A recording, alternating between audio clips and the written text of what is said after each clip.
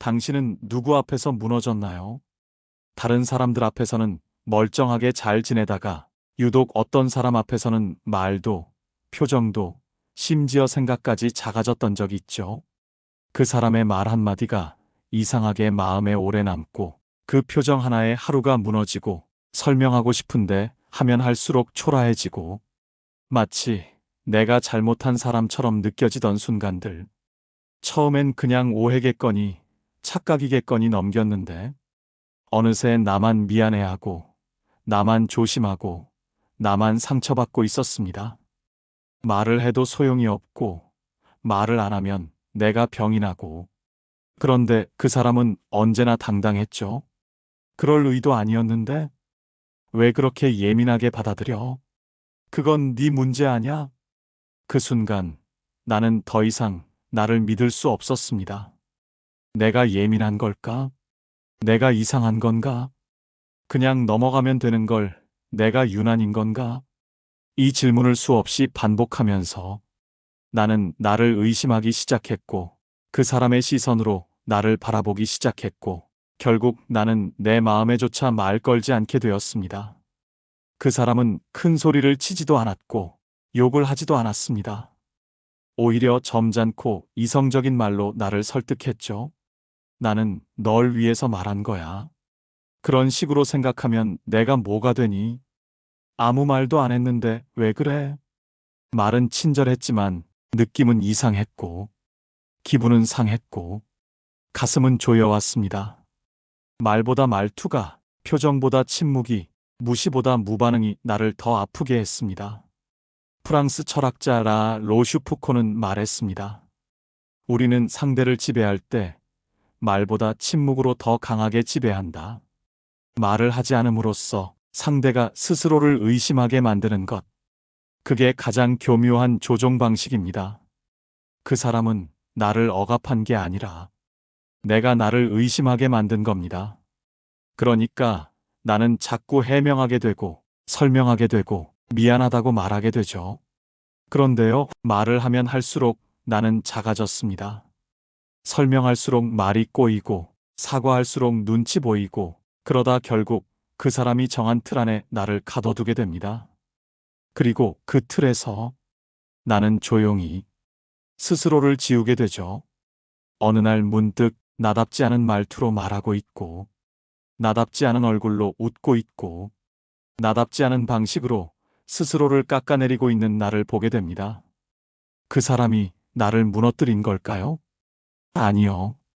그 사람의 말과 행동에 내가 반응한 방식이 나를 무너뜨린 겁니다. 착한 사람이 가장 많이 하는 실수는 설명입니다. 내 진심은 그게 아니었어. 오해하지 않았으면 좋겠어. 나는 너를 위해 그런 건데. 이 설명은 어느 순간 나를 방어하기 위한 도구가 아니라 상대의 논리에 끌려 들어가는 통로가 되어버립니다. 그 사람은 한 번도 진심을 이해하려 하지 않았고 나는 그 사람에게 진심을 증명하느라 내 감정을 망가뜨렸습니다. 스토아 철학자들은 말합니다. 모욕은 상대가 주는 것이 아니라 그 모욕에 반응한 내가 완성시키는 것이다.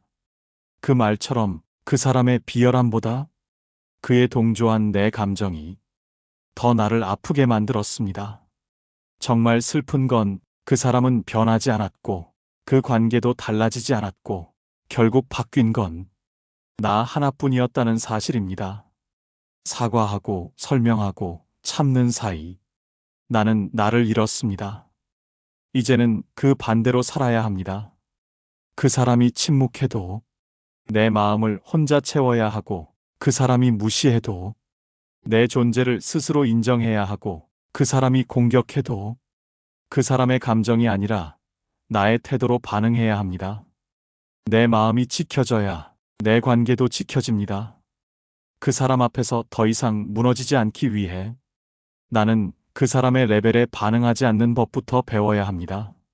상대가 쓰레기 같을수록 나는 더 단단한 방식으로 나를 지켜야 합니다. 그 단단함은 싸움이 아니라 선명함에서 옵니다. 이제 당신은 그 사람의 기분을 따라 사는 사람이 아니라 스스로의 감정에 책임을 지는 사람이 될 겁니다. 그리고 그 시작은 나는 더 이상 그 싸움에 들어가지 않겠다는 조용한 다짐에서 출발합니다. 왜 그랬을까요? 나는 진심이었고, 나는 상처 주고 싶지 않았고, 나는 늘 조심했는데, 어쩌다 나는 죄인이 되어 있었습니다. 그 사람이 기분이 나쁜 것도, 말이 험했던 것도, 무례했던 것도, 결국 나 때문이라는 식으로 끝나는 관계 속에서요. 당신도 그랬을 겁니다. 누군가에게 상처를 주려는 의도는 없었고, 그저 잘 지내고 싶었고, 갈등 없이 넘어가고 싶었을 뿐인데, 이상하게도 항상 내가 잘못한 사람이 되었습니다. 처음엔 미안하다는 말이 관계를 살리는 줄 알았죠. 그럴 의도 아니었어. 기분 나빴다면 미안해. 그냥 좋은 마음으로 한 건데. 그런데 이상하게 사과를 하면 할수록 관계는 더 무거워졌습니다. 한 번 미안하다고 말하자 그 사람은 그 말 위에 더 많은 책임을 얹어왔고 나는 자꾸만 내가 다 안고 가야 하나 싶은 마음에 지쳐갔습니다. 착한 사람은 갈등을 싫어합니다. 싸우기보단 이해하고 의심받기보단 해명하고 멀어지기보단 안고 가는 걸 선택합니다. 그런데 문제는 그 착함을 면죄부로 이용하는 사람이 있다는 겁니다. 그들은 자신의 감정이나 실수를 당신에게 떠넘깁니다. 네가 그렇게 말하니까 그런 거잖아. 넌 늘 그렇게 예민하게 반응해. 아, 또 시작이네. 이런 말들 앞에서 당신은 설명합니다. 그런 뜻 아니었어. 그게 아니라 나도 그땐 좀 예민했어. 그리고 어느 순간 당신은 진심을 말하는 게 아니라 상대의 기분을 맞추는 사람으로 변해버립니다. 그러다 보면 말이 줄고 표정이 사라지고 감정 표현이 조심스러워지고 결국 스스로를 자꾸 지우게 됩니다. 그 사람은 당신이 입을 다물고 기분을 살피고 말을 돌릴수록 더 당당해집니다. 왜냐면 그 사람에게는 이미 확신이 있기 때문입니다. 이 관계에서 잘못은 내가 했고 나는 그냥 참아주는 거야. 문제는 당신이 그 말을 믿기 시작하는 순간입니다. 사실 이 구조는 가스라이팅과 매우 유사합니다. 의도를 왜곡하고 감정을 조종하고 책임을 떠넘기는 방식으로 당신의 정서를 지배하는 관계, 그리고 그 정서 지배는 결국 당신을 죄인으로 만들죠. 철학자 쇼펜하우어는 말했습니다. 타인의 의지에 끌려가는 사람은 자신의 욕망조차 해석할 수 없게 된다. 당신은 지금 당신의 감정조차 진짜인지 헷갈리지 않나요? 화가 났는데 내가 왜 화났는지 말할 수 없고 말을 꺼내려 하면 내가 또 예민한가? 하고 스스로를 입막음하는 순간들. 착하다는 건 당신의 단점이 아닙니다. 그건 당신의 가치입니다. 하지만 그 착함이 관계를 지키는 도구가 아니라 당신을 죄인으로 만드는 틀이 되어버렸다면 이제는 멈춰야 합니다. 모든 걸 이해하려 하지 마세요. 그 사람의 말이 맞는지보다 그 말이 당신 마음에 어떤 상처를 남겼는지를 먼저 봐야 합니다. 관계는 논리가 아니라 감정으로 작동합니다. 그럴 의도 없었다는 말보다 그 말이 나를 아프게 했다는 감정이 더 중요하다는 걸 잊지 마세요. 그 사람의 태도가 바뀌지 않는다면 당신의 태도가 먼저 달라져야 합니다. 착하게 굴되 내가 죄인이 되지 않도록, 이해하되 내 감정을 지우지 않도록 지금 이 순간부터 당신은 해명하지 않아도 됩니다. 그 사람이 당신을 오해한다면 그건 그 사람의 몫입니다. 당신의 존재는 그런 식으로 증명되어야 할 무언가가 아닙니다. 오히려 이렇게 말하세요. 그렇게 느꼈다면 유감이야. 하지만 그건 내 진심은 아니야. 내가 나를 오해해도 나는 내 마음을 지킬 거야. 이건 뻔뻔함이 아닙니다. 이건 착한 사람이 스스로를 지켜내기 위해 배우는 단호함입니다. 착하게 살되 죄의식에 끌려가지 않는 사람. 그게 진짜 고수입니다. 말을 하면 후회가 남고 말을 안 하면 마음이 병듭니다. 그 관계 속에서 우리는 자꾸만 고민하죠. 이번엔 참을까? 아니, 이번엔 말해야 하지 않을까? 하지만 이상하게도 무엇을 선택하든 마음은 무거워집니다. 왜냐하면 이미 당신은 반응이라는 게임판 위에 서 있기 때문입니다. 그 사람은 감정을 던지고 당신은 설명하고 해명하고 상처 입습니다. 그는 사과하지 않지만 당신은 늘 내가 뭔가 잘못했나라는 의심 속에서 스스로를 갉아먹습니다. 그 사람은 이미 말이 통하지 않는 사람입니다. 당신의 진심을 받아들일 준비도 오해를 풀 의지도 없습니다. 그는 이미 듣는 척만 하고 대답하지 않는 방식으로 당신을 지치게 만들고 있습니다. 그런데도 우리는 한 번만 더 얘기해보자며 그 싸움의 무대 위로 다시 올라갑니다. 왜일까요? 그건 우리가 진심이기 때문입니다. 이해받고 싶고 상처를 남기고 싶지 않고 나쁜 사람으로 남기 싫어서입니다. 하지만 여기서 반드시 기억해야 할 것이 있습니다. 진심은 대화가 가능한 사람에게만 의미가 있습니다. 듣지 않을 사람에게 계속 말을 던지는 건 당신의 감정을 버리는 일입니다. 당신의 자존감을 상대의 침묵 속에 흩뿌리는 일입니다. 스토아 철학자 마르쿠스 아우렐리우스는 말했습니다. 다른 사람이 말하는 것을 통제할 수는 없다. 그러나 나는 내 입을 다물 권리를 갖고 있다. 이 말은 무력해지라는 뜻이 아닙니다. 말을 하지 않음으로써 스스로의 중심을 지켜내는 존엄의 전략입니다. 고수는 해명하지 않습니다. 그는 묻지 않습니다. 그는 증명하지 않습니다. 대신 조용히 자리를 정리합니다.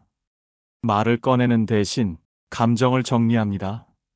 화내는 대신 거리를 둡니다. 오해를 풀려 하기보다 스스로 납득하는 데 집중합니다. 이게 바로 무반응의 기술입니다.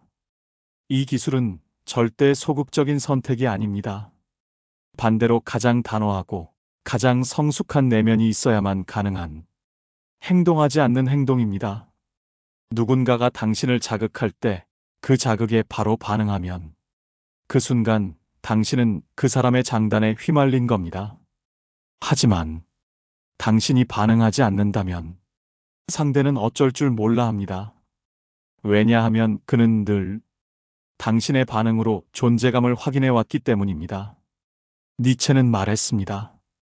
괴물과 싸우는 자는 자신이 괴물이 되지 않도록 조심하라.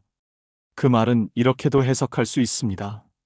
그가 아무리 저열해도 나는 나의 수준을 낮추지 않겠다. 무반응은 그 사람을 이기겠다는 게 아닙니다.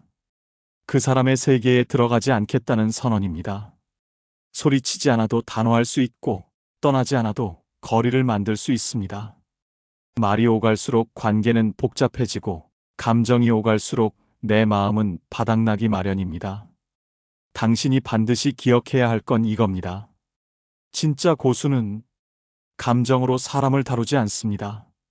그는 말 대신 태도로 이야기합니다. 그 사람이 상처 주는 말을 해도 그건 당신의 문제예요 라고 말하듯 표정 하나 흔들지 않고 조용히 선을 긋는 것. 그가 침묵하든 무시하든 그가 말끝마다 비꼬든 나는 그 게임에 올라가지 않는 것. 그게 무반응의 기술입니다. 어떤 사람은 이렇게 말하겠죠. 그렇게 조용히 있으면 내가 당하는 거잖아. 가만히 있으면 더 만만하게 보지 않을까? 하지만 아닙니다. 진짜로 무시당하는 건 말로 자꾸 나를 증명하려는 순간입니다. 고수는 스스로를 증명하지 않습니다. 그는 설명하지 않는 존재감을 택합니다. 그 자리는 조용하지만 단단합니다. 그 침묵은 피하는 게 아니라 선명하게 선을 긋는 말입니다. 당신이 지금 설명하고 있다면 그건 사랑이 아니라 생존입니다. 그건 이해받고 싶은 게 아니라 억울함에서 벗어나고 싶은 몸부림입니다. 이제는 그 무대에서 내려와야 합니다. 말하지 마세요. 증명하지 마세요. 그냥 떠나세요. 그 사람이 뭐라고 생각하든 그건 그 사람의 일이에요. 당신은 해명하지 않아도 되고 납득받지 않아도 됩니다. 사람의 기준에 맞춰 당신을 조율하지 마세요. 당신의 존재는 누군가의 인식 위에 세워질 만큼 가벼운 게 아니니까요. 지금 이 순간부터 그 사람의 말보다 당신의 마음을 더 먼저 믿는 겁니다. 그 사람의 시선이 아니라 당신의 기준에 맞춰 살아가는 겁니다. 침묵은 도망이 아닙니다. 단절은 차가움이 아닙니다. 그건 스스로를 지키기 위한 조용하고 분명한 용기입니다. 우리는 자주 싸움의 한가운데에 서 있습니다. 상대의 말 한마디에 가슴이 뒤집히고 억울함을 설명하고 침묵 뒤에 감정을 집어넣고 결국 모든 에너지를 그 사람에게 쏟아붓습니다. 하지만 문득 생각하게 됩니다. 이 싸움은 도대체 누구를 위한 걸까? 상대는 고치지도 듣지도 바뀌지도 않습니다. 그런데 나는 매번 그 무대 위에서 해명하고 참으며 견디고 있습니다. 그리고 나중에 깨닫죠. 싸움이 커진 이유는 그 사람의 말 때문이 아니라 내가 거기서 머무르고 있었기 때문이라는 걸. 사람과 싸우는 건 결국 그 사람의 세계로 내가 들어갔다는 뜻입니다. 그 사람이 던진 말, 그 사람이 만든 분위기, 그 사람이 설정한 감정의 기준에 내 삶을 맞추고 있었다는 뜻이죠. 이제는 그 무대를 떠나야 할 때입니다. 그 사람의 세계를 이해하려 애쓰기보다 내가 살고 싶은 삶의 기준을 다시 세워야 합니다. 고수는 상대와 싸우지 않습니다. 그는 다른 무대에서 살아가는 사람입니다. 그 사람은 여전히 비꼬고 지적하고 감정 싸움을 걸어올 수 있습니다. 하지만 고수는 거기에 서지 않습니다. 아예 그 무대에 입장하지 않죠. 그는 삶의 방향이 다릅니다. 논쟁이 아니라 평온에 집중하고, 감정 소비가 아니라 에너지 보전에 집중하고, 관계 개선이 아니라 기준 설정에 집중합니다. 노자는 말했습니다. 물은 다투지 않는다. 하지만 결국 모든 것을 이긴다. 고수는 물처럼 삽니다. 흐르되 휘둘리지 않고, 닿되 휘말리지 않고, 조용하지만 단단하게 자신만의 삶의 리듬을 지켜냅니다. 감정으로 살지 않고 기준으로 사는 사람. 그게 진짜 고수입니다. 예를 들어 상대가 갑자기 톡을 씹고 나중에 아무렇지 않게 연락해도 그는 왜 답이 없었어? 라고 묻지 않습니다. 그는 기준을 말없이 보여줍니다. 다음엔 먼저 연락하지 않는 방식으로. 상대가 모욕적인 말을 던져도 고수는 되받아치지 않습니다. 그 말에 반응하지 않는 선을 지킵니다. 고수는 말합니다. 나는 싸우는 사람이 아니라 사라지는 사람이다. 이 말의 사라짐은 소극적 회피가 아닙니다. 그건 관계에서의 퇴장이 아니라 감정 전쟁터에서의 철수입니다. 왜냐하면 진짜로 지치는 건 그 사람과의 관계가 아니라 그 사람의 세계에 머무르는 나 자신이니까요. 철학자 루소는 말했습니다.